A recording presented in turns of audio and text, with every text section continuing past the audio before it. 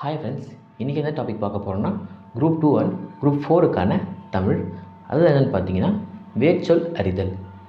இதுலேருந்து எப்படி கொஸ்டின் கேட்பாங்கன்னா, ஒரு வார்த்தையை கொடுத்துட்டு இது இருக்கக்கூடிய வேர்ச்சொல்லை கண்டுபிடிங்க அப்படின்னு சொல்லிட்டு கேட்பாங்க. முதல்ல இந்த வேர்ச்சொல்லை என்னென்னு பார்ப்போம். சொல்லில் முதலில் இடம்பெறும் பகுதி தான் வேர்ச்சொல். ஒரு சொல்லில் முதலில் இடம்பெறும் பகுதி எப்பவுமே வேர்ச்சொல்லாக தான் இருக்கும்.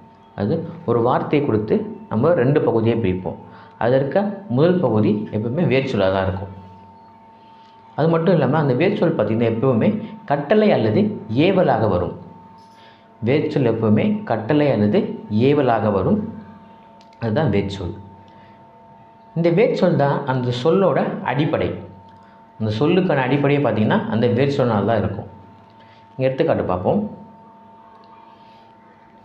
படித்தல், படித்து, படித்தான். இந்த 3ல் ஒன்று கொடுத்துட்டு இதில் இருக்கக்கூடிய வேர்ச்சொல்லை கண்டுபிடிங்கன்னு கேட்பாங்க. இப்போ படித்தலுக்கு என்ன வேர்ச்சொல் பார்த்திங்கன்னா படி. படி என்பது கட்டளை சொல்லாக இருக்கும், கட்டளை போடுற மாதிரி இருக்கும் படி. இந்த 3க்குமே பார்த்திங்கன்னா வேர்ச்சொல் என்னென்னா படி. வேர்ச்சொல் எப்பவுமே கட்டளையாக இருக்கும். மேலும் பார்த்திங்கன்னா இந்த வேர்ச்சொல்லை பிரிக்க முடியாது. வேர்ச்சொல்லை பிரிக்க முடியாது. சில எடுத்துக்காட்டு பார்ப்போம். இடித்தல். இடித்தல் என்பதுக்கு வேர்ச்சொல் என்னென்னு பார்த்தீங்கன்னா இடி, கட்டளை போடுற மாதிரி வரணும். ஓகேங்களா. ஈத்த அப்படின்றதுக்கு வேர்ச்சொல் ஈ. நின்றான். நின்றான் என்பதுக்கு வேர்ச்சொல் என்னென்னு பார்த்தீங்கன்னா நில் என்பது தான் வரும். நின் என்று வராது, நில். ஓகேங்களா. நில், அதாவது கட்டளை போடுற மாதிரி இருக்கும். கண்டான் என்பதுக்கு கான் என்று தான் வரும். கண் என்று வராது, கான், அதாவது பார் என்று பொருள். கல்விக்கு வேர்ச்சொல் கல். அடுத்து செய்வான் என்பதற்கு வேர்ச்சொல் பார்த்திங்கன்னா செய். தந்து என்பதற்கு வேர்ச்சொல் தா.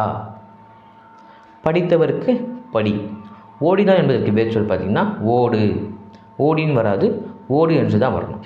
அடுத்து வரைந்து என்பதற்கு வேர்ச்சொல் பார்த்திங்கன்னா வரை.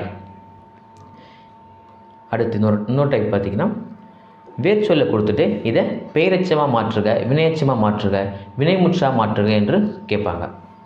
அது எப்படின்னு பார்ப்போம். முதல்ல பெயரெச்சமாக மாற்றுக. அது எப்படின்னு பார்த்தீங்கன்னா ஃபஸ்ட்டு பெயரெச்சம் தான் பார்ப்போம். ஒரு எச்சம் பெயரை கொண்டு முடிவது பெயரெச்சம். இது ஆல்ரெடியாக பார்த்துருப்போம். ஒரு எச்சம் பெயரை கொண்டு முடிவது பெயரெச்சம். இது ரொம்ப முக்கியம். இந்த பெயரெச்சம் பார்த்திங்கன்னா ஆ விகுதி பெற்று வரும். பெயரெச்சம் நம்ம எப்படி கண்டுபிடிக்கலான்னு பார்த்தீங்கன்னா கடைசியில் முடியும் போது ஆ சவுண்டில் முடியும். ஆ விகுதி பெற்று வரும். இப்போ இருக்குது எக்ஸாம்பிள் பாருங்கள். படித்த, நடந்த இருக்குது. இதை சொல்லி பார்க்கும்போது லாஸ்ட்டாக ஆள முடியும். விகுதி வந்து ஆள முடியும். படித்த லாஸ்ட்டில் இருக்க த பிரித்தோம்னா இத்து கூட்டல் அ, ஆள முடிகிறதால இது பெயரெச்சம். சரி, எடுத்துக்காட்டு பார்ப்போம்.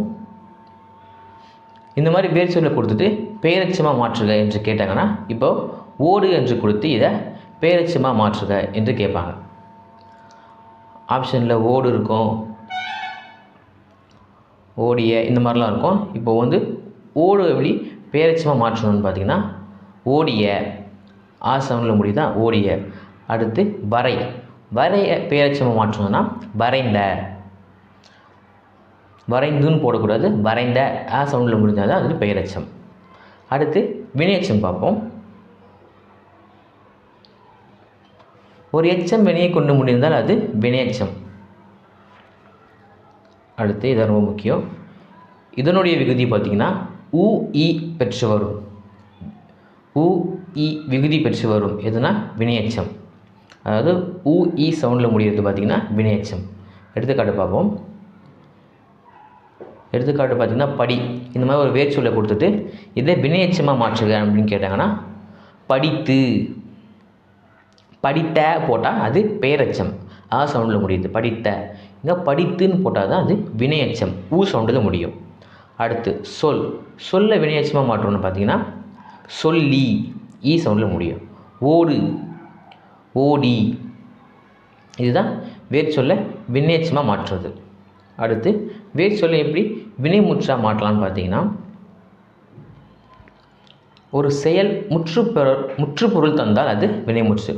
ஒரு செயல் வந்து பார்த்திங்கன்னா முற்றுப்பொருளை தந்ததுன்னா அது வினைமுற்று. அது மட்டும் இல்லாமல் வந்து வினைமுற்றோட விகுதி பார்த்திங்கன்னா ஆணில் முடியும். எடுத்துக்காட்டு பார்ப்போம். படி, படியை வினைமுற்றாக மாற்றணும்னு பார்த்திங்கன்னா படித்தான். கம்ப்ளீட் ஆகிடுச்சு, அந்த வேர்டு வந்து கம்ப்ளீட் ஆகிருக்கணும், அதுதான் வினைமுற்று. ஒரு செயல் வந்து முற்று பெற்றிருக்கணும், அதுதான் வினைமுற்று. படியை வினைமுற்றாக மாற்றணும்னா படித்தான். அடுத்து செய், செய்ய வினைமுற்றாக மாற்றணும்னா செய்தான். இது வேர் சொல்ல வினைமுற்றாக மாற்றுவதற்கான எடுத்துக்காட்டு. அடுத்தது வினையாளரையும் பெயர். வேர் சொல்ல எப்படி வினையாளரையும் பெயராக மாற்றலாம் பார்த்தீங்கன்னா, முதல்ல வினைச்சொல்லால் உருவாகும் பெயர்ச்சொல் வினையாளரையும் பெயர்ச்சொல் எனப்படும். முதல்ல இந்த வினையாளரையும் பெயர் என்னன்னு பார்த்தீங்கன்னா, வினைச்சொல்லால் உருவாகும் ஒரு பெயர்ச்சொல் தான் வினையாளரையும் பெயர் எனப்படும். இதோட விகுதி பார்த்திங்கன்னா அன் விகுதி பெற்று வரும். இங்கே சின்ன எடுத்துக்காட்டு கொடுத்துருப்போம். கண்ணன் வரைந்தான். இதில் கண்ணன் என்பது பெயர்ச்சொல், வரைந்தான் என்பது வினைச்சொல். இதில் இருக்கக்கூடிய வரைந்தான் அதாவது வினை, இந்த வினைச்சொல்லால் உருவாகும் பெயர்ச்சொல் தான் வினையால் நிலையும் பெயர். இப்போ இந்த வினை எப்படி பெயர்ச்சொல்லாக மாற்றலாம்னு பார்த்தீங்கன்னா, வரைந்தவன். இங்கே வரைந்தவன்றது பெயரை குறிக்குமா வினையை குறிக்குமான்னு கேட்டிங்கன்னா பெயரை குறிக்கும். இந்த வரைந்தவன் இங்கே யாருன்னு பார்த்தீங்கன்னா கண்ணன், அவனை தான் குறிக்குது, அந்த பெயர்ச்சொல்லை தான் குறிக்குது. ஓகேங்களா? இப்போ இங்கே வரைந்தவன்ன்றது பெயர்ச்சொல்லாக மாறுது. வினைச்சொல்லால் உருவாகும் பெயர்ச்சொல் தான் வினையால் அடையும் பெயர். ஓகேங்களா?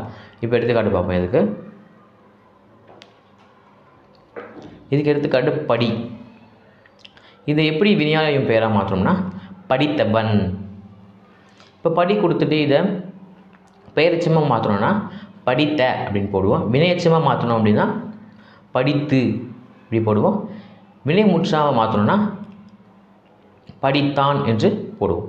இப்போ வினையாளரின் பெயராக மாற்றினா படித்தவன், படித்தவள், ஆண்பால் பெண்பால் பலர்பால் இதில் எல்லாத்துலேயுமே வரும். அடுத்து செய், செய்ய வினையாளரின் பெயராக மாற்றோம்னா செய்தவன், செய்தவள். ஓகேங்களா? அடுத்து தொழிற்பெயர்.